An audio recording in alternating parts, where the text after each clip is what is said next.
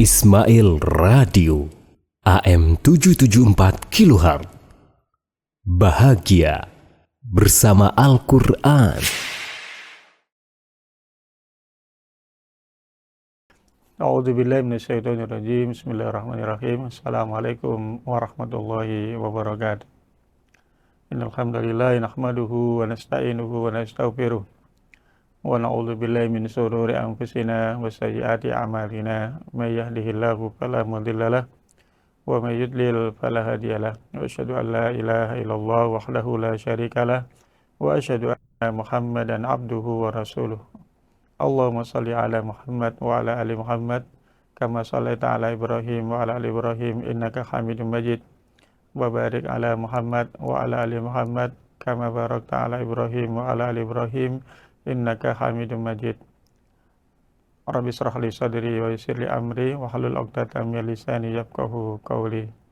Kaum muslimin yang dimuliakan Allah Subhanahu wa taala, bersyukur kepada Allah Subhanahu wa taala hingga saat ini Allah Subhanahu wa taala melindungi kita, menjaga melindungi keimanan kita dan menjaga kesehatan kita, dan ini adalah termasuk nikmat Allah Subhanahu wa taala yang dengannya sehingga kita insya Allah tetap diberikan istiqomah oleh Allah Subhanahu wa taala, diberikan kesehatan oleh Allah Subhanahu wa taala, dan yang tidak kalah pentingnya adalah insya Allah hindarkan dari godaan-godaan syaitan.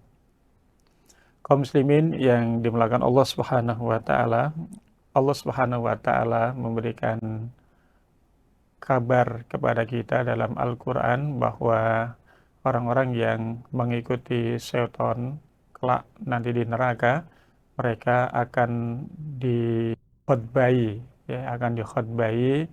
oleh syaitan. Kenapa? Karena mereka menuntut satu perlindungan, pertolongan terhadap siapa waktu di dunia ia minta atau mengikutinya. Siapa yang mengikuti, siapa yang diikuti.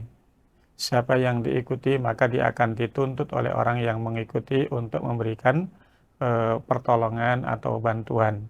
Orang mukmin pasti minta pertolongan kepada Allah Subhanahu wa taala. Orang yang mengikuti syaitan, iblis maksudnya, maka ia akan menuntut iblis untuk memberikan pertolongan. Gambaran tersebut ada di surat Ibrahim ayat yang ke-22. Allah Subhanahu wa taala berfirman, wa qala syaitan. Syaitan berkata, yang dimaksud adalah iblis. Iblis menyampaikan khutbahnya. Lamma qudiyal amru innallaha wa'adakum wa'dal haqqi wa wa'adtukum fa'akhlaftukum. Kapan khutbah syaitan disampaikan? Ketika Allah Subhanahu wa taala telah menyelesaikan semua urusan yang di akhirat, ahli surga masuk surga, ahli neraka masuk neraka. Nah, di neraka ini orang-orang yang mengikuti syaitan menuntut syaitan, iblis dalam hal ini, untuk memberikan pertolongan. Lalu apa yang terjadi? Yang terjadi adalah iblis kemudian naik di atas mimbar yang terbuat dari api, sebagaimana yang disampaikan oleh Amir Asy-Sya'bi rahimahullahu ta'ala. Beliau mengatakan, Sa'ida iblisu alal mimbari minan nar. Nah, ketika iblis ini dituntut, maka ia naik di atas mimbar yang terbuat dari api di neraka. Iblisnya sendiri tercipta dari api. Nah, kemudian karena ia dituntut untuk memberikan pertolongan, maka iblis mengatakan, menyampaikan khutbahnya, innallaha wa'adakum wa'dal haqq. Sesungguhnya Allah Subhanahu wa taala telah memberikan janji kepada kalian, janji yang benar.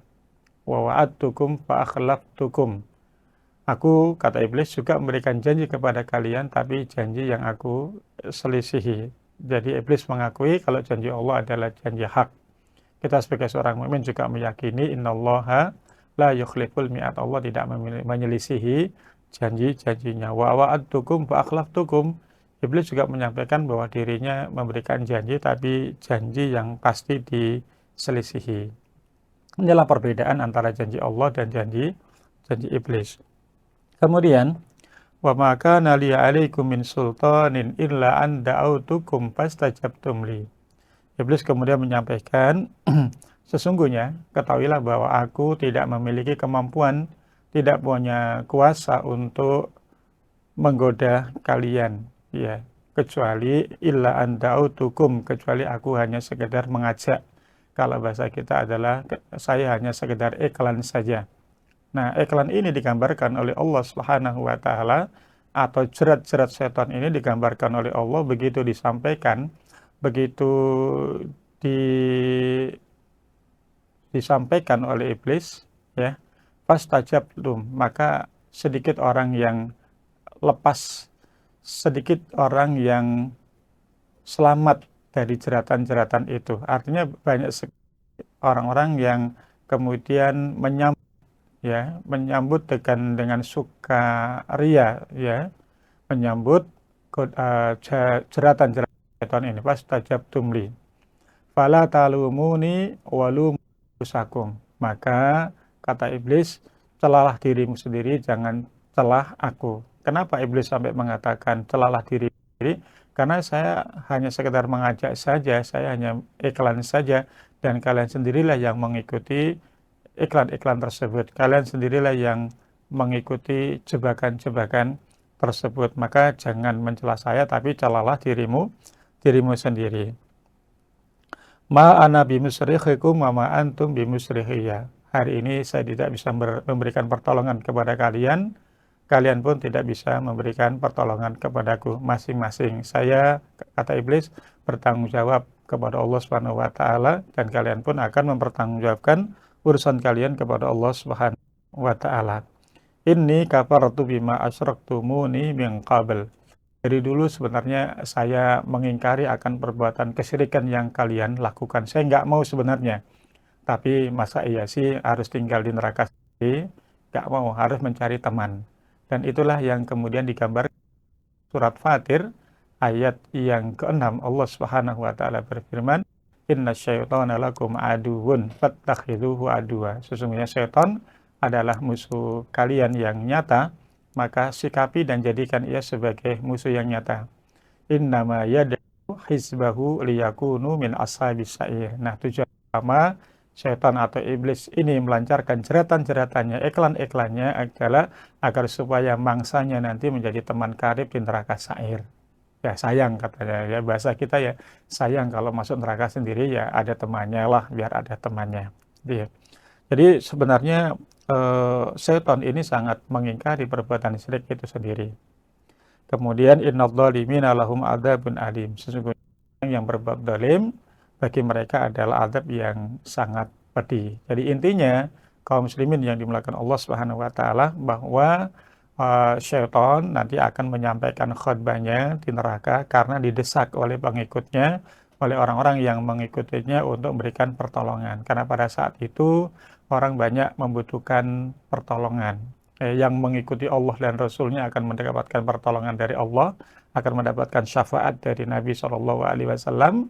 Yang mengikuti setan, maka dia akan menuntut kepadanya, dan setan balik membantah tuntutan-tuntutan itu. Dan Allah Subhanahu wa taala mengkategorikan bahwa yang berbuat Allah, dialah orang-orang yang berbuat zalim. Orang-orang yang berbuat zalim, maka endingnya adalah mendapatkan azab yang sangat pedih. Kemudian cita-cita setan ini jangan sampai kita wujudkan, ya, dengan cara mengikutinya, karena cita-citanya, tujuannya menggoda adalah supaya ada teman di neraka sa'ir. Na'udzubillah min dzalik. Wassallallahu ala nabiyyina Muhammad wa ala alihi wa ashabihi ajmain. Wassalamualaikum warahmatullahi wabarakatuh. Ismail Radio AM 774 kHz. Bahagia bersama Al-Quran.